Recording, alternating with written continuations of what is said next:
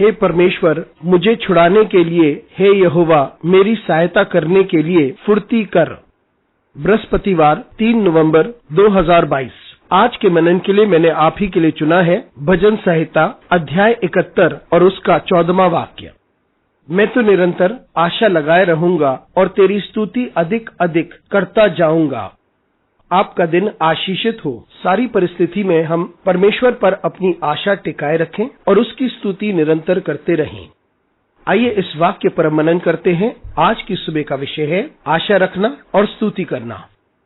इस भजन में दाऊद बात करता है उन चुनौतियों के बारे में जिसका सामना वे अपनी दुश्मनों की वजह से करता है। इन सारी चुनौतियों के बावजूद दाऊद अपनी आशा को परमेश्वर पर टिकाए रखता है। इन सारे कठिन समय से जिसमें से वे गुजरता है, वे अपनी आशा रखता है और यकीन करता है कि परमेश्वर अवश्य उसकी परिस्थिति को परिवर्तित करेगा। वे परमेश्वर की सामर्थ पर भरोसा करता है। वे परमेश्वर के छुटकारे पर भी भरोसा करता है। वे न केवल परमेश्वर पर भरोसा करता है और अपनी आशा निरंतर परमेश्वर पर रखता है, लेकिन वे निरंतर परमेश्वर की स्तुति और अधिक करता है। जिन चुनौतियों का वे सामना करता है, हो सकता है वे उसके विश्वास पर प्रश्न चिन्ह लगाते हों। जिन चुनौतियों का वे सामना करता है, वे उसके विश्वास को डगमगाती होंगी, उसके विश्वास को झंझोड़ती होंगी। फिर भी दाऊद कहता है कि वे परमेश्वर की स्तुति करता है। जब चीजें हमारे लिए सही नहीं होती और वे प्रकाशवान नहीं होती, लेकिन अंधियारा सा छाया हुआ रहता है और जब हमारे चारों ओर